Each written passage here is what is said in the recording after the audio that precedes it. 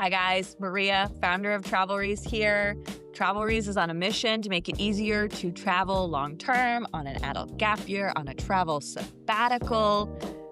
So much information out there about where to go and what to do. It is all geared towards vacationers though, and long-term travel is totally different. So we are on a mission to change that because serious mileage requires serious expertise. So we are launching on YouTube with 30 days of 30 travel tips. We are on day 15. If you haven't seen the prior videos, go check them out. The tip for today, which is super beneficial to long-term travelers trying to keep their budget, to be budget conscious, to keep their budget as controlled as they can, is you can negotiate with your Airbnb host.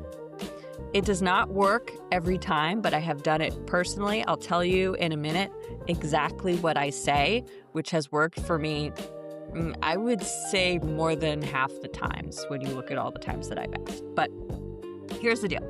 If you're traveling long-term, Airbnb hosts will already give you a discount today if you are traveling and staying in the same Airbnb for more than a month. You can get a pretty significant discount. But if you're traveling long-term, you might be in an Airbnb for 2 months or 3 months.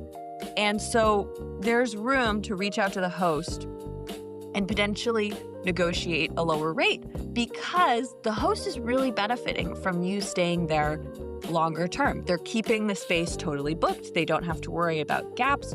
And there's also less work for them to do because they don't have to bring housekeeping in and out. And, you know, a housekeeping service for them probably costs money. They might have a property management team that charges them where it's going to cost them more money to have more guests. So they may be inclined to keep you in there and offer you a lower rate because you're staying for so long. I'm sure it helps if you look like a normal person on Airbnb and you have great past reviews. I'm sure that goes a long way. So here's what I do, which has worked for me in the past, and you're welcome to try this. I'll find a couple of Airbnbs that I think would work for us that are not totally out of our budget, but where I would need 10%, 20%, a 30% discount in order to make it work for our budget.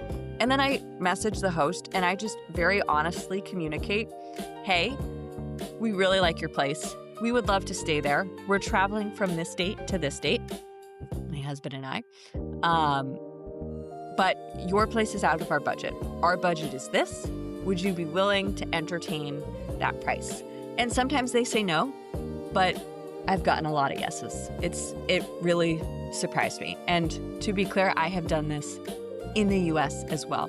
I'm sure this is influenced by, the culture and whether this is appropriate or not, depending on where you're going. But in my view, well worth trying. We've saved hundreds of dollars on Airbnbs by doing that. So for long-term travelers can really help your budget. Doesn't hurt to ask. Just be nice. Like, there's no reason to criticize. Like going into a negotiation like this, being nice is really all you can do. So that's it. Negotiate with your Airbnb. Tip number 15. Guys, this is a new channel. Be sure to help us out with a like and a subscribe. We are on a mission to teach people how to travel long-term in a way that's just works. Teach people what they need to know to travel long-term. You can follow us in here. You can also follow us on Instagram, on Threads, on Facebook, you can join our mailing list through our website, travelries.com. We also have a Substack that publishes weekly. Our mailing list is monthly.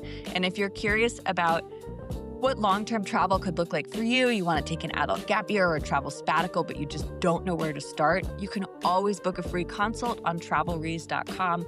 We'll help you get started, and we may be able to help you even plan your whole trip. See you guys tomorrow for tip number 16.